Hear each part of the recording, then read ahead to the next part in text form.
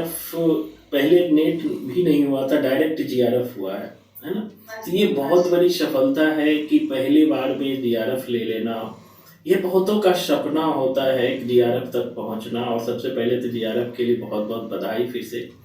मैं आपसे पूछना चाहूँगा कि कोचिंग जॉइन करने से पहले और कोचिंग जॉइन करने के बाद आप में क्या बदलाव आया? क्या देखा आपने नया चीज़?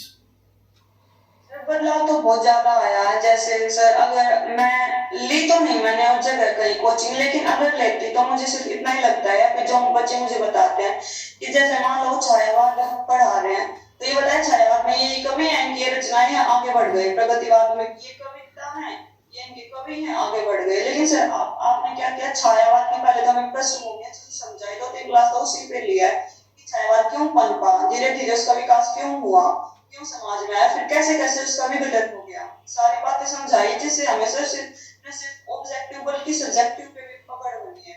और सर जैसे सच बताऊँ तो हमें ना बीए में हिंदी ऑनर्स ही था, पढ़ लिया, लेकिन क्या पढ़ा, क्या नहीं पढ़ा, वो याद ही नहीं है।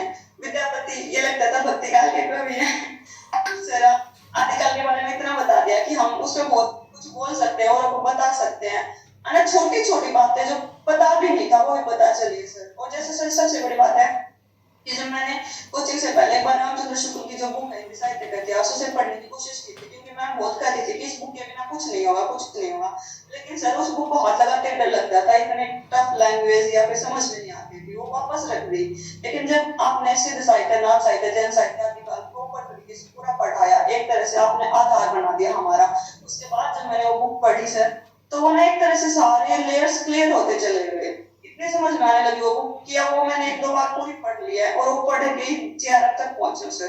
बेस बिल्कुल, बना बिल्कुल, आपने बिल्कुल, बिल्कुल। उसके बाद सेल्फ स्टडी भी ज़रूरी होती नहीं, है। नहीं, बिल्कुल, मैं कहते भी रहता हूँ कि एक बुक को ज़रूर आधार बनाइए, वो आचार्य रामचंद्र शुक्ल का हिंदी साहित्य का इतिहास है।